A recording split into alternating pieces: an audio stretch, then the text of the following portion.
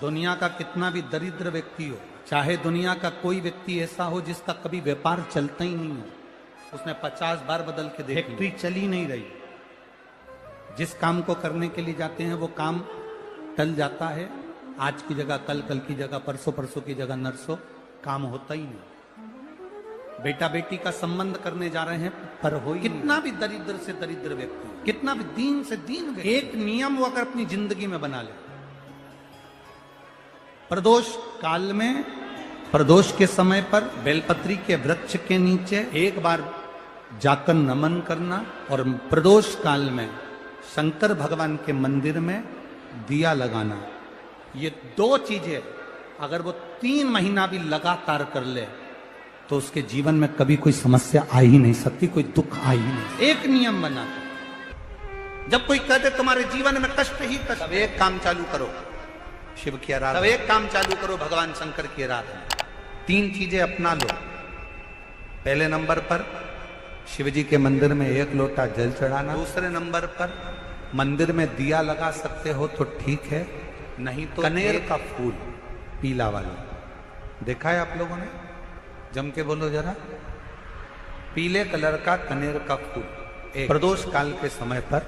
अगर दीप लगा सको तो ठीक है, नहीं तो एक कनेर का फूल पीले कलर का, शिव जी के अशोक सुंदरी का स्पर्श, अशोक सुंदरी वाली जगह मालूम है ना आप लोगों को? फिर से आप समझ लें, ये शिवलिंग जलाधारी, ये चरण, राइट में गणेश जी, लेफ्ट में कार्तिकेय जी, मध्य भाग में जो एक मोटी सी लाइन होती है वो अशोक सुंदरी का स्थान हो, जहां पर शिवलिंग रखा हुआ है ये पार्वती जी का हस्त कमल। शिवलिंग के ऊपर जो कलश में से एक एक बूंद पानी गिरता है वो शंकर जी की 5 लड़कियां, जया, विषहरा, शामली बारी, दौतली, देव। शिव जी के 6ठे नंबर की लड़की अशोक सुंदरी मध्य भाग में। जब एक कनेर का फूल प्रदोष काल में अशोक सुंदरी वाली जगह पर स्पर्श कराकर शिव जी को समर्पित करना, 3 क्रम है, अगर बन सके तो करो। पहला 1 लोटा जल चढ़ाना, दूसरे नंबर पर अगर बहुत ज्यादा तकलीफ की जिंदगी चल रही हो, बहुत कष्टमय जीवन चल रहा हो और सब ने कह दिया कि तुम्हारी किस्मत में तो धक्के ही लिखे हैं, केवल आप धक्के ही खाओगे, तो 1 कनेर का पुष्प प्रदोष काल में अशोक सुंदरी का स्पर्श कराकर शिवलिंग पर चढ़ाओ और शिव की आराधना और दिल से बाबा को पुकारते रहो, श्री शिवाय नमस्तु, श्री शिवाय नमस्तु। और मेरी जीजियों, मेरे जीजाओं, मेरी बेटियों, बेटाओं, मेरी माताओं, एक बात और आपसे, जब आप पशुपतिनाथ का व्रत करो ना, पशुपति व्रत को अगर आप धारण करो, या सोमवार का व्रत करो, या शिवरात्रि का व्रत करो, या प्रदोष का व्रत करो, या आप शंकर जी के मंदिर में जाकर कोई उपास, कोई व्रत, कोई पूजन कर रहे हो ना, तो एक निवेदन और आज इस व्यासपीठ से करें आप लोगों के लिए, आपकी पूजन की थाली में सब कुछ है, सब कुछ, और जो आपके पास में बैठकर पूजन कर रही है उसकी थाली में अगर कोई कमी रह गई है ना, तो शिव महापुराण ये भी कहती है कि शंकर के सामने बैठकर किसी की पूजन की थाली में भी कमी मत देखो, बन सके अपनी पूजन की थाली में से थोड़ा सा सामान उसकी थाली में रख दो, प्रयास करना कि वो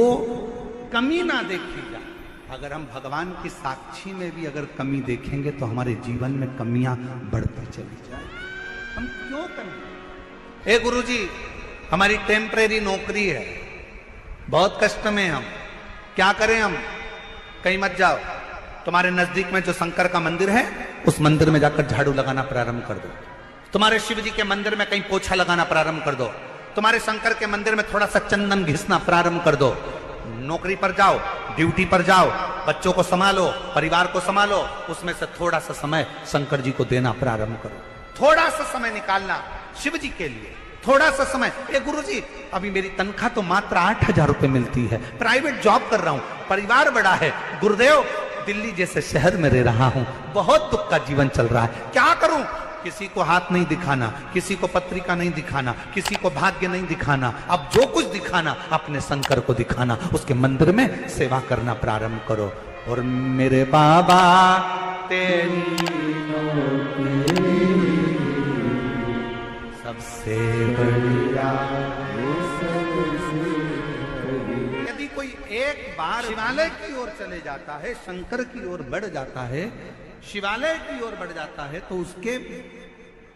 पितर, उसके पूर्वज और उसके जीवन में कितने भी दोष हों, वो सारे के सारे दोष समाप्त होते चले। शायद इसीलिए शिव जी पर चढ़ाया गया एक लोटा जल हमारे घर का पितृ दोष हो चाहे अन्य दोष हो, वो भी समाप्त कर दे। कितना सुंदर कहा है। जब जिंदगी बहुत संघर्ष में चल रही हो, बहुत दुख का जीवन चल रहा हो, बहुत कष्ट का जीवन चल रहा हो, बहुत कष्टमय जीवन चल रहा हो, तब शमी के पांच एक दुर्वा के साथ एक अक्षत चावल का एक दाना हल्दी में भिंगोया हुआ हो या केसर में भिंगोया, शमी पत्र 5, एक दुर्वा, एक चावल का दाना, जो दिल से हृदय से बेलपत्री के वृक्ष के नीचे पार्थिव लिंग का निर्माण कर कर मट्टी का शिवलिंग बनाकर प्रदोष काल में, मतलब शाम के समय पर शिवलिंग बनाकर उस पे जल चढ़ाकर, जो ये 5 शमी का पत्र, एक दुर्वा और एक चावल का दाना, अपनी कामना कर कर जो दुख चल रहा है बाबा से विनय कर कर एक एक पत्ता जब समर्पित कर दे, फिर एक दुर्वा समर्पित कर दे, फिर एक चावल का दाना समर्पित कर दे और बाबा का वहीं पर पुनः विसर्जन कर दे, 3 महीना तो जाने दो, 15 दिन के अंदर वो दुख कटता जरूर है, चाहे कोई भी दुख, किसी भी तरह का दुख क्यों न। एक बेलपत्र के वृक्ष की परिक्रमा करने वाले को हजारों अश्वमेघ यज्ञ का फल प्राप्त हो जाता है, हजारों अश्वमेघ यज्ञ का फल प्राप्त हो जाता है। उसी तरह एक पार्थिव लिंग का निर्माण करने वाले को, मिट्टी का शिवलिंग का निर्माण कर कर पूजन करने वालों को 12 ज्योतिर्लिंग के शिवलिंग के दर्शन का पुण्य फल प्राप्त। बहुत ध्यान लगा। एक बेलपत्री, उस बेलपत्री में एक चंदन की बिंदी और एक अक्षत का दाना मात्र रखकर भी अगर शिवालय पर चढ़ा दी जाती, एक बेलपत्री, एक चंदन का बिंदी, और चंदन फिर निवेदन करेंगे। आज के जमाने में तुम लोग सब घिसा घिसाया, पड़ा पड़ाया, डब्बी का सामान ले लेकर, वो नहीं, चंदन की मुठिया रखो, थोड़ा सा भी घिसो, जरा सा भी घिसो, उसकी एक बिंदी और एक चावल का दाना, जब हम भगवान देवाधिदेव महादेव को समर्पित करते हैं, अपनी कामना कर कर समर्पित करते हैं, तो निश्चितता है, पुराण की कथा कहती है, शंकर भगवान उसका फल शीघ्र प्रदान कर देते हैं। भले आपने कुछ करा ना करा, उसका फल तुम्हें मिल जाए। में जाना, लोटा भरकर जल समर्पित करना, और कभी तुम्हारे जीवन में अगर तुमको लग रहा है कि मैं दुखों से पीछा छूट ही नहीं रहा, तब उस जगह पर बेलपत्री के मध्य भाग में पीला चंदन, ये जो पत्ती है और ये 2 पत्ती हैं, ये बड़ी पत्ती और ये बीच की जो 2 पत्ती हैं, इसके बीच में जो डंडी का भाग रहता है, जो बीच में डंडी का जो भाग है, बड़ी पत्ती और ये 2 छोटी पत्ती के मध्य में जो डंडी का भाग है, उस डंडी के भाग में पीला चंदन और एक अक्षत पीला,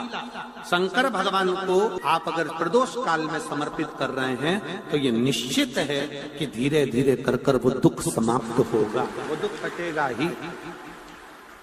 प्रगत वर्णन किया गया शंकर भगवान की आराधना में, शिव की आराधना में, जब तुम्हें लगता है कि तुम्हारा व्यापार नहीं चल रहा, कोई तुम्हें धोखा दे रहा है, लक्ष्मी नहीं आ रही, बहुत चिंता में पड़े हुए हो, बहुत टेंशन में जिंदगी चल रही है, बहुत बीमारियां तुमको घेर ली है और चारों तरफ अंधेरा ही अंधेरा नजर आ रहा है, तुमने विचार करा अब मैं तो मर जाऊं तो अच्छा, मैं सुसाइड कर लूं तो अच्छा, मैं मर जाऊं तो अच्छा, तो मरने से पहले एक काम कर कर देखना, शंकर भगवान की आराधना कर कर देखना, शिव पर एक लोटा जल चढ़ा कर देखना, और ज्यादा चिंता, ज्यादा टेंशन हो तो बेलपत्री के जड़ को घिसकर उसका चंदन बनाकर शंकर को लेपन कर कर उसकी भी आराधना कर कर देखना कि बेल चंदन का फल क्या।